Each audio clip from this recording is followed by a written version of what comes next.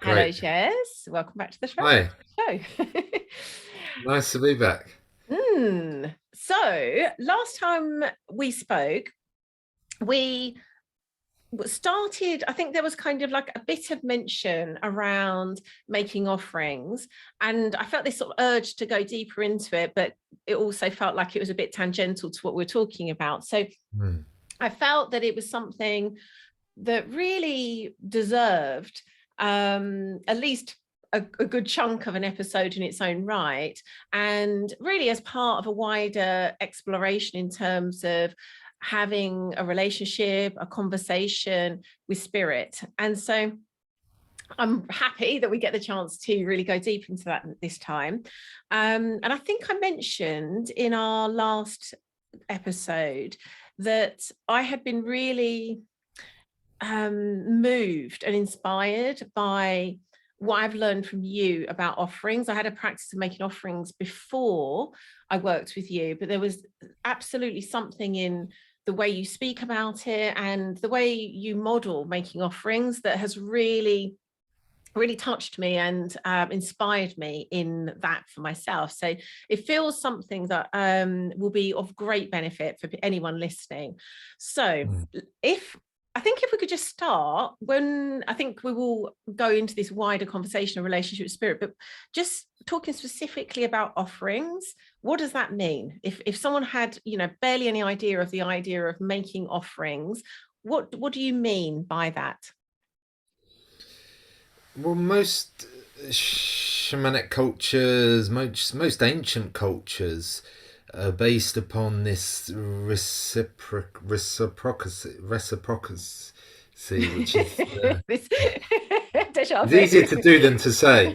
This reciprocal relationship between humans and the natural world and the invisible world that is behind the natural world. So, from an animistic perspective, the world is held together. The physical world and the natural world is held together by these forces that have their own intelligence and they have their own agency and have their own personality, I suppose you could say. And these they call traditionally are called the spirits, the invisible forces that hold this manifest world together, and they're responsible for holding that world together. And humans are in a great deal of debt to these forces because they provide us with everything we need to survive and to live. They provide us with the food we need, with the anything we need to keep warm or to have shelter. Everything comes from the natural world. So, and even the fact that we've been given this body is we're in debt at the beginning of life, and we spend most of life taking from life as humans. We take food from the land. Um, we take produce, we take the all the like I said the materials to provide comfort and warmth, etc., etc. Nowadays we take more than ever to the point that everything is completely out of balance, so the natural world is being imposed upon by humanity constantly. So what ancient cultures realized is this: because we are spend most of our lives taking, there is a need to give back, to be in that relationship, to recognize that relationship. And traditionally that way of giving back is through offerings. So physical offerings usually, something like, it depends what culture, it's what is important to the culture, so anything that has value. So coins are a traditional offering because they have a monetary value and Hmm. exchange value in human culture. Also the minerals that are in a coin have been mined out of the earth, and so it's already been taken away, so we're giving back a part, and those minerals are seen in a lot of indigenous cultures as the heart of the earth, the heart of the mother earth. So we're giving back that with our intention. But there can be anything. Sweet foods is usually traditional. Anything that has a value to humans because we value it and we are part of the natural world. We are part of everything.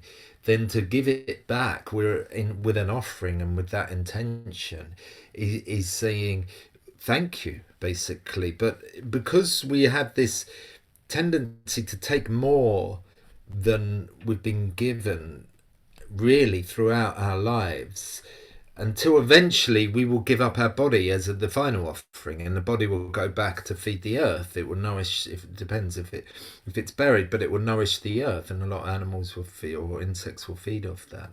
So you could say life is a big offering, really. Eventually we will lose or give back what is our most precious gift we've had in this lifetime, which is our physical body, to be able to Mm. experience life. So it's recognizing that in advance that we need to start paying in order to create balance. Shamanism is all about balance between the human world and the invisible world, which is seen as I said, the forces that create, sustain, and sometimes transform nature. So we give back with those offerings in terms, and through that it creates a communication. So that's on the basic level. It's recognizing where the real power comes from, that when as humans we're borrowing all the time. We're not, Mm. and that's why indigenous people don't talk about owning a certain piece of land. They don't say we own the land, we borrow part of this land where we've come from. And we're so it's creating a different dynamic and relationship with the earth and with the natural forces.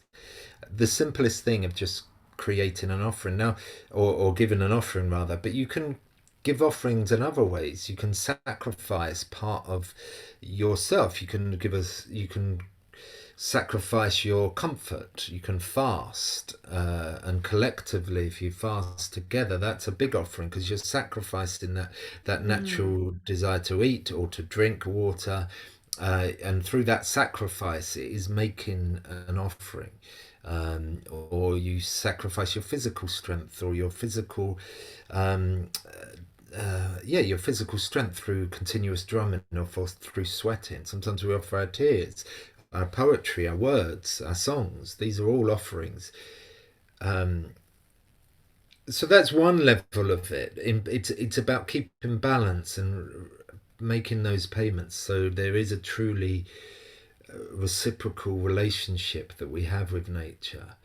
But Mm. there's many different. I mean, it's something so simple, May I ask a and question before you yeah, talk for about? sure. Yeah, please. Um, so you mentioned a couple of times about that shamanic role of keeping balance. Um, what I'd love for you to speak to is there's that's the role of the shaman and the way the shaman will make the offerings, but it's not just the shaman who would make offerings. If the whole village would have that as a practice, it might well be the shaman of the village that's saying, this is an offering we need to make to keep these forces in balance. But Mm, this certainly isn't something that's kind of like only for people who are on the mm. shamanic path, for example. This is really for anyone who wants to have that kind of relationship with spirit. I'd love to hear your sense of that. I mean, in animistic cultures, everyone gives offerings because Mm. everyone recognizes the shaman is a specialist role. The specialist role is to negotiate with these invisible forces on behalf of the human community. So, as you say, that negotiation might mean that the spirits, because this shaman is able to understand what the spirits desire, the shaman might then say, well, this needs an offering here, or it needs an offering here, or we need to bring more offerings. But in an animistic culture, everyone recognizes that the we are indebted to the invisible ones for our lives. So therefore, everyone gives offerings without question. Mm. Yeah, wonderful. Thank you. And sorry, do go on. I just wanted to get that point clear in case it sounded like we were saying like it's only for the No, shamans. no. In animistic cultures, everyone most cultures throughout history and throughout humankind and different cultures have practiced offerings. There's very rare cultures that hasn't Mm. had this. It's very simple. So there's something innately human about it. And it goes back tens of thousands of years, as archaeologists will find when they where we went on the pilgrimage this year to the Pavilion Cave in Wales, and there's, I think it's 35,000-year-old burial there, of a what possibly could be what we might call a shaman, and we know that because they were buried alongside very magical magical paraphernalia. So this burials are often, and they've found through tens of thousands of years, evidence of humans giving offerings. So this goes back. And it's one thing when shamanism or any spirituality is often taught in the West, it's probably the first thing that goes. I was never taught it through Western shamanism. I was never taught the practice of offerings, because I think we come from this culture that is still has lost any sense of that we need to pay in first, or we need to give back something in order to receive. So many people spend a lot of the time petitioning the invisible world, so through prayer or through asking for things. I mean, there's even stuff like cosmic ordering, as if it's a computer you can just tap into, but no one has talked about we actually need to pay in first. So that's one thing. So on a purely psychological level, taking away the more spiritual side, it's something I think even more essential for Western culture, for modern culture, because it is so out of balance, and we take so much from the earth without even considering a small offering or giving something back. And so and human beings, we can understand this concept of gratitude, or you could meditate for 10 years on this idea of gratitude. But actually, in my experience, because we're embodied as human beings, we're in a body, it's important that our practice is embodied as well. So when I go into the woods, say for example before training, and we haven't been there for 6 months, I automatically get a feeling of not being particularly welcome there, because the spirits have had their way. Humans are very loud, they're clumsy, we affect our environment in huge ways. Even when we're trying to be the most respectful, we're still marching around, we've got loud thoughts, etc. So it's a reminder to go to the woods and ask permission, and to take this offering on a simple level. If you're going to go around a relative's house, a grandma or grandfather or auntie or whatever, or even parents, and you're constantly just taking, you walk in the house, you open the fridge, you start taking all the food out, or you start helping yourself, eventually, no matter how loving that family is, they're going to start to get a little bit irritated if we don't ever take some flowers or a bottle of wine or something to give back first.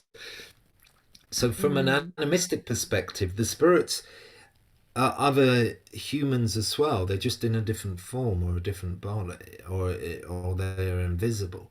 We're all connected in that way. So it is a deep sign of respect, and again, it's an action. An action means so much more than words. So people will pray how thankful they are to the invisible ones, which is great. But then match that with something that you're actually going to give away, and it's a sacrifice. It has to mean something. So people come to offerings and they start, oh, I don't need that anymore, I'll give that to the spirits, or that old bit of food or whatever. And you always, as Anya, my assistant, said, you always give the best of what you have. And it teaches generosity, it teaches recognition, and it teaches that most important aspect, I think, of being human, which is gratitude. And it teaches it in a very fundamental physical way. And it on another level, and it also slows down human progress. Because if you look into history, so if you go to Grimes Graves, for example, which is in East Anglia, and when about 5,000 years ago, around the same time they were building Stonehenge, they mined deep down, just with deer antlers. They dug about, I think it's about 30 feet, 50 feet down Wow. for this special black flint that was at that deep layer. So that it was very special that they wanted to mine. So it's one of the first kind of mining human activities, if you like. Mm. But when they rediscovered these mines, these Neolithic mines, at every point they found offerings. So every point Wow. when they went down, so that slowed down this mining process because they had to, presumably, often also what is on the what comes with offerings is the ceremony, the ritual. Mm. So it's not just we just kind of place a an offering here. Usually there's a ritual and a ceremony around it. So at every point there was probably many different ceremonies before they finally got to this black flint. And then most of they can make these incredible knives out and daggers out of it and arrows, but most of what they found in terms of what the creations that were made were then offered back. So they were offerings in themselves. Oh. So they were sacred knives Mm. or they were sacred arrows. They weren't necessarily used practically.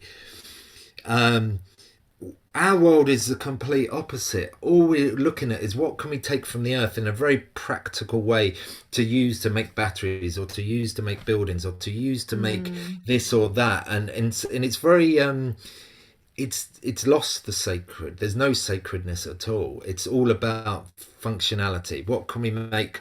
What can we take from the earth to make our lives more comfortable? Well, our Yeah. ancient ancestors took stuff from the earth, and that's what they believe why the first mining of gold in the Americas was as well, because most of the gold was then offered back, and they found it in lakes and bottom of lakes and stuff like that. So it's we in from their perspective, they used human ingenuity, human creativity, human endeavor in order to pay back to the Mm. gods. What we've used it, all the human ingenuity through science, technology, is just to make ourselves so-called more comfortable and dominate the planet. Um, and that's where we've gone completely out of balance. So what the offerings does, it actually slows down progress. And Martin Prachtel talks about this. He said the amount of offerings the Mayan culture would have to do to just create a knife, it would be a 6 month long process to offer to each parts of Mm. the materials of the knife, but also to ceremonially open it and make it sacred. And he said it would never be efficient to make a car because it would take about 10 years the amount of offerings you need to do. So Mm. with modern people look at ancient cultures, they call them primitive, but what they don't realize is we all have that potential for that human ingenuity, but they had built into their culture safeguards to Mm. protect, because they realize that too much human creativity, too much ingenuity, too much of our trickster minds just gets us more and more out of balance with the natural world, as we see now. Mm. So the offering process is a time of pause and thought. Okay, what are we actually creating here, and what is the sacrifice that needs to go into this? So it Mm. works on many different. It is the spiritual level. We're feeding the sacred constantly. The more we feed the sacred, the more we can. And the more we feed ourselves, paradoxically. But it Mm. also works on very psychological levels, and as a checkpoint for human excess. Offerings are very good. So Mm. many different levels, really. Yeah. Yes. Wow. I love that story of the mining. It just says so much. I felt really moved as you described that. The I remember once, and I can't remember if you said it on our last show or not, but you've said it before, in the woods. I don't know if it was one of the Murakami said to you something like, our magic's too strong, as in kind of, modern culture, our magic's too strong, as in we are using our magic in too much in terms of that creation. And that really gave me pause. And it's like, it's not that they're seeing that what we're doing isn't magical, it's that we're overusing it. So I'd love if there's anything more you could add to that. Yeah, I mean that's. I don't think it was specifically the Marakamis, but other indigenous cultures have said that the magic is too strong. We're taken from the invisible world. So, for example, the humans have this ability to imagine something like a plane or something like that is coming from completely the invisible world, and through our ingenuity and practical endeavor, we can create that, and therefore we change the world forever. Uh, um, so that is, but when that's done without any kind of understanding of the consequences of that, so how that plane could then lead to something else, that then lead to something else, and lead to societies which come very then disconnected and out of balance with the nature. So that's a kind of the magic being strong, and you see it like, I mean, just to use this example again, it was very popular in the 90s and the 2000s with this idea you can manifest anything, The Secret, etc., etc., or Cosmic Order, or whatever it was called. It's that same emotional lack of maturity. It's like a teenager in a sweet shop, or a kid in a sweet shop saying, I can grab, I can take this, I can grab this, and then I can. And there's a lot of energy behind that, but not necessarily the maturity. And that's where the kind of the cultures that are more ancient, and that's why I say they have these, what I would say, safeguards built into the culture, and that's the wisdom of it. It's the safeguard to knock off the excesses of human greed or desire, or just human creativity. It needs to be channeled and grounded in a way that it's not just running away with itself. Yeah. The you mentioning cosmic ordering, I've got a really weird memory for certain things. And I don't know if you remember, but Noel Edmonds, of all people, wrote a book about it. And Yeah. someone I knew had the book and had a picture of a telephone on it. Obviously, the idea that you're literally just calling up and ordering something. And I just suddenly had that kind of vision, remembering the phone on the cover. And I was like, that does say it all. You know, we're talking about a conversation, a relationship with spirit versus that, you know, like literally just picking up the phone and like ordering. Really does put it into like very stark context. Yeah, and it's a demand. And the cultures that do work with magic, shamanism is about an earth magic path, but it's simple. The offering has to be done first. The payment has to be made. So and then it's not.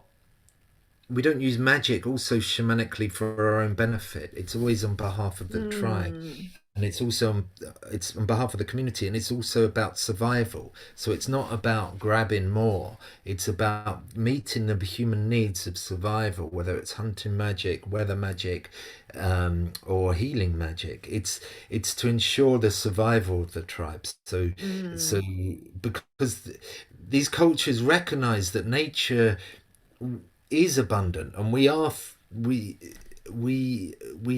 this, we're given this blessing of this life, and we have everything we need really all surrounding us. So the offerings, the ceremonies, the prayers are all about recognizing that, and praising life in that way, rather than trying to demand more. What we might do, because then we're feeding into our kind of desires more, and they get human beings in trouble quite a lot. Not And that they're bad fears. things. Yeah, I was just thinking there's an insecurity driving so much of what Yeah, we even yeah, exactly. desire. And Yeah, it's yeah. kind of, and it's, you know, that sense of there isn't enough, I'm not okay, then creates those behaviors. But what my sense is, and I'd love to, whether you have seen this, there's something in the embodied action, as you say, of making offerings that just naturally starts to shift that. Like, clearly there has to be a thought come first of, oh, I'm going to create this reciprocal relationship. But what I've experienced personally, but also seen in others, is as we start to have that kind of relationship where we are making offerings, it seems to create this sense of security in us, this sense of generosity. Like, it seems as though in the act of doing that, something shifts in us where it feels safe to do that. Yeah.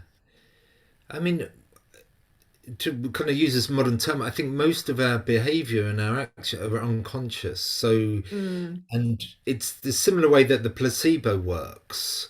The idea of a sugar pill, because the pill has, or drugs have got such a place in our collective consciousness that you take a drug if you're sick and you get better. So when people take a sugar pill, even if they know it's a sugar pill, mm, even if they know it's a placebo, it's the very act of putting that in your mouth and swallowing it, which is associated on our in our culture with getting better, that it can profoundly affect our physical self by the mm, placebo effect. So it's the same with offerings. You can talk about it, and people, and it feels awkward at first because people think, mm, well, why am I giving this offering here in nature? What is this about? And people get self-conscious about it, and it's about, but gradually through that act of giving something or the giveaway, it does it it takes, on a simple level, it takes it out of yourself, so you're not in that, like you say, that kind of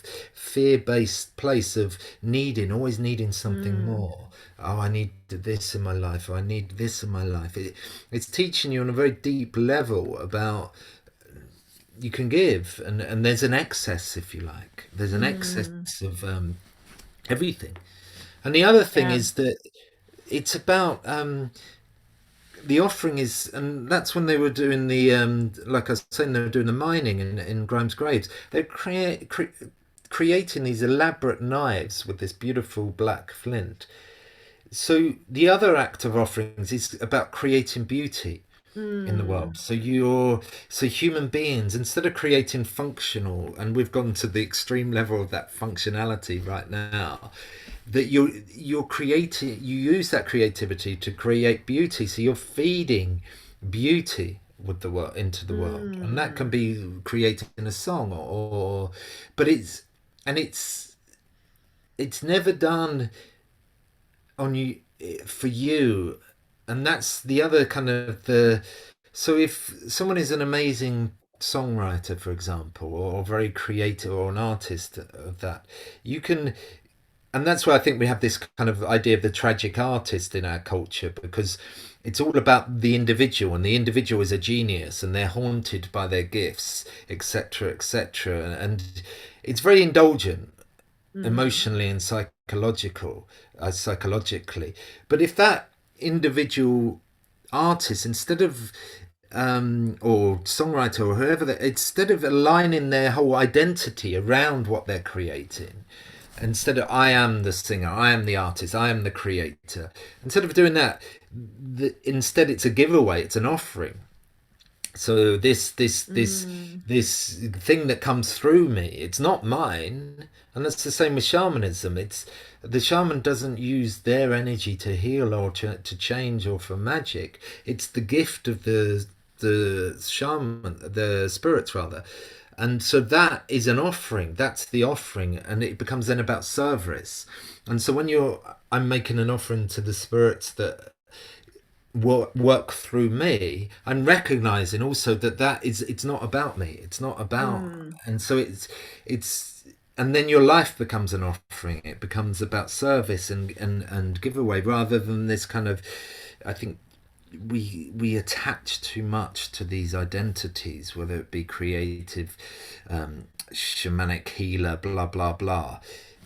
It's always a recognition that the real power and the real gifts come from outside of the human. And I think as mm, human beings, on a simple egoic level, that's healthy.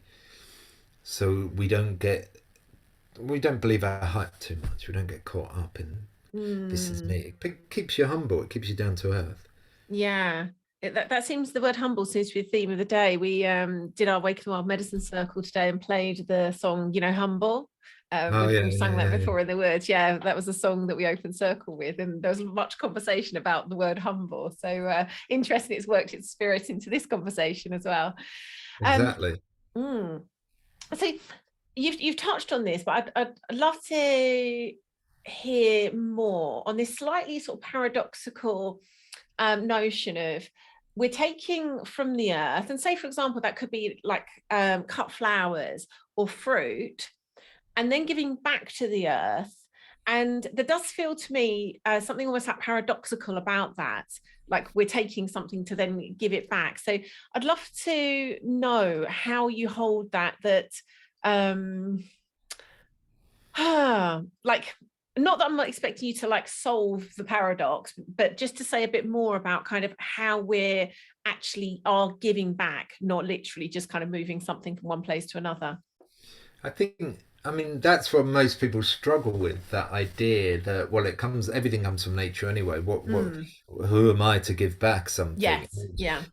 I mean, that's quite a heady thing. I think the point is, we're giving back something we would be using for ourselves, Mm. whether that's food, whether that's money, whether it's something that creates beauty, instead of, so that it's not that we're taken from the earth anyway, all of these things. So for example, flowers were taken from the earth to brighten up our home or whatever, or to remind us. I mean, flowers are kind of quite a new offering, really, but it's a recognition that whatever we're taking, we reserve, I don't know, 10% or whatever of what we're taking to give back, instead of just taking it 100%. Or Mm. in some cultures, they might give back 50% of what they take. A lot of cultures, and this is why developmental agencies or non-government organizations. I met some people in Guatemala once, in a indigenous village high up in the mountains, and I was chatting to the people working for this NGO, and they're trying to bring development to the indigenous people, and they're trying to build schools and everything. And the indigenous people drive them mad, because they would get the money and then they would spend it on fiestas or offerings, or giving back, and it's that. And they were, no, you have to think into the future, you have to develop. And that's a very Western mindset, and that Western Mm. mindset, whether it's colonialism or a kind of meant with the best intentions of an NGO, is still trying to impose this way of thinking upon indigenous people.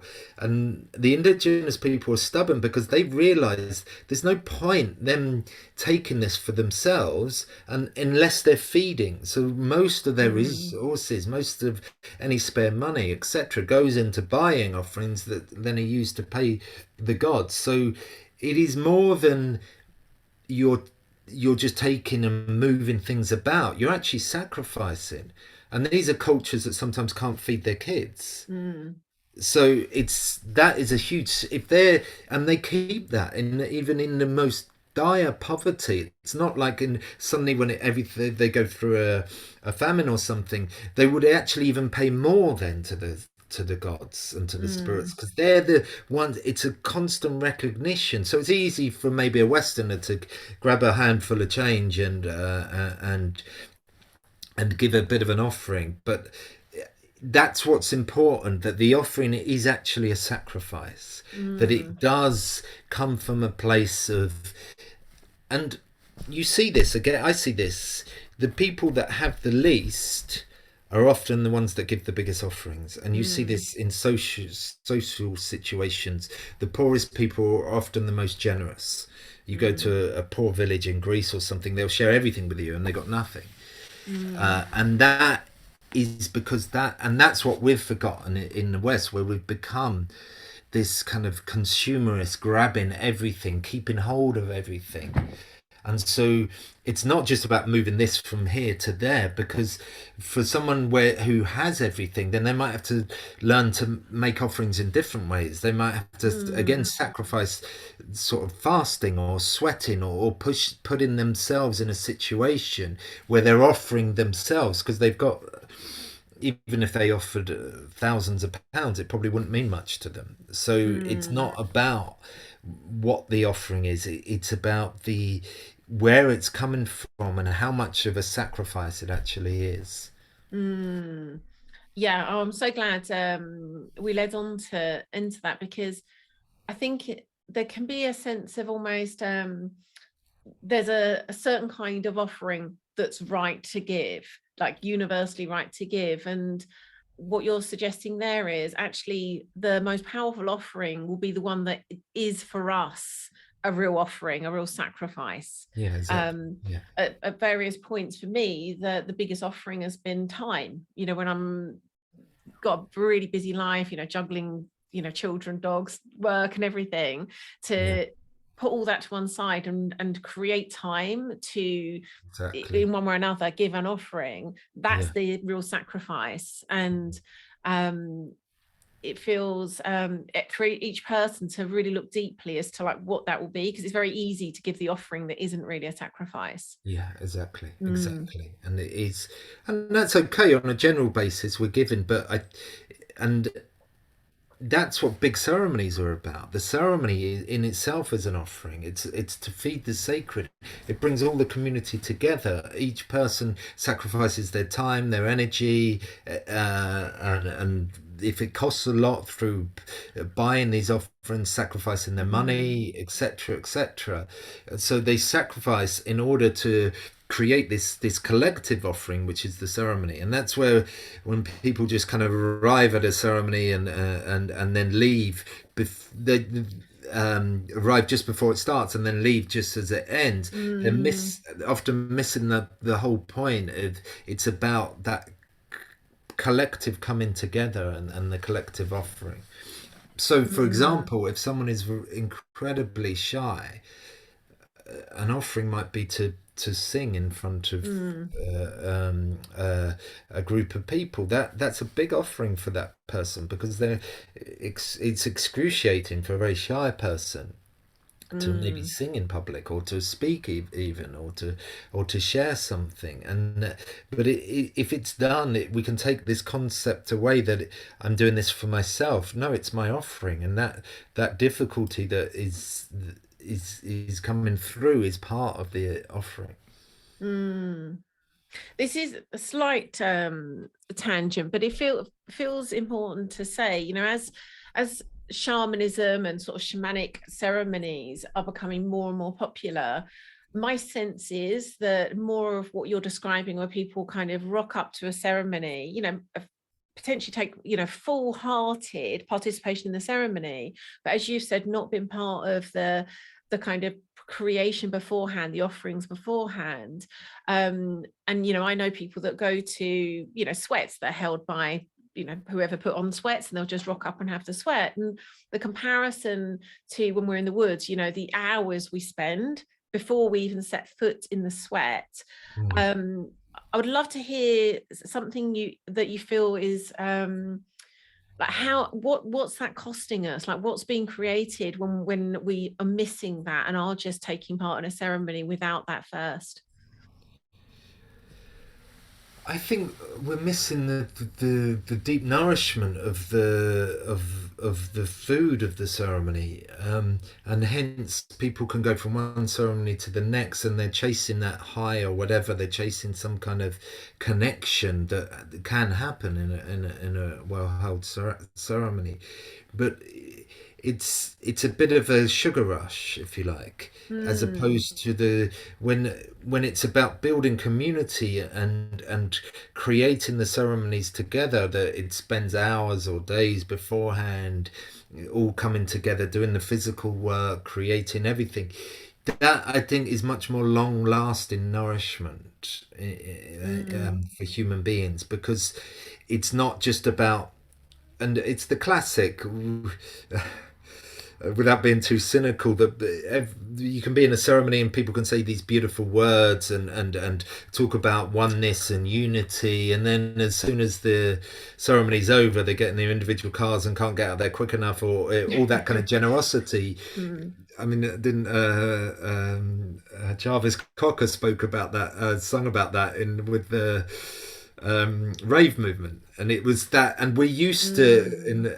we're used to that coming together in celebration, or losing the kind of sense of self and boundaries then, but then we can go back to a very individual and Mm. individualistic lives, and it is that's not going to change the world. That's not going to, no matter how much Mm. the good intentions we have, it actually means being there when it's doing the difficult work together and cleaning up the ceremony afterwards. And Mm. again, it's a grounding, it's a solid grounding. So the lessons aren't just about, and again, it's that thing, we're not just feeding off the spirits, we're not just opening ourselves and go feed me, feed me, feed me. We're again paying in first, and therefore Mm. there's much more as, I wish that's a, it's a nightmare word for me, the reciprocity.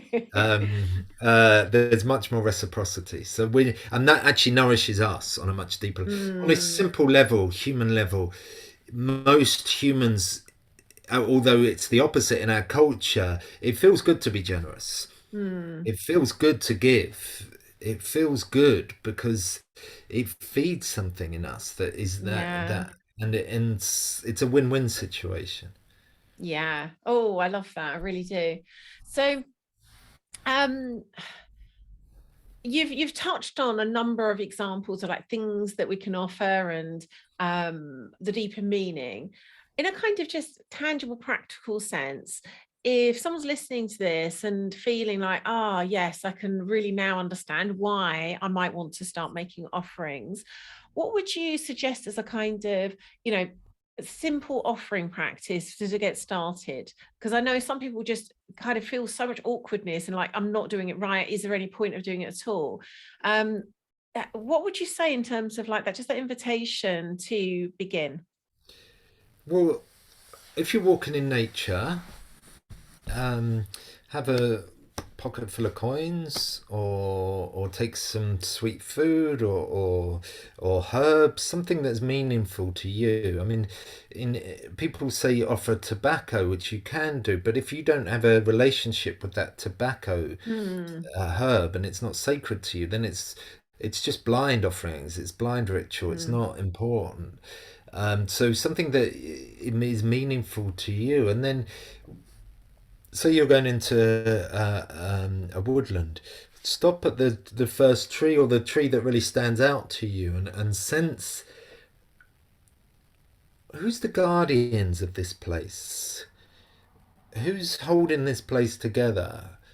And then you can say, maybe it might be one of the trees, that you have this sense that is an overseer of the woods, is keeping everything um, in balance and watching over that. Then you approach with reverence, take the coin or the herb or whatever it is, the sweet food, and then obviously chocolate's not a good idea, because it's not good for the animals.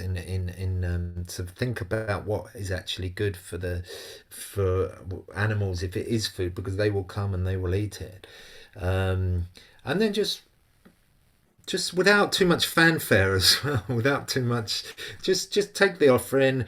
Usually we just put it around our head once, because we give a bit of our energy as well with it, so we put it through our energy, and then give it to the tree, and just without too much fanfare, and just say thank you, and then thank you. And you can also, if you're going through nature like that, you can ask permission.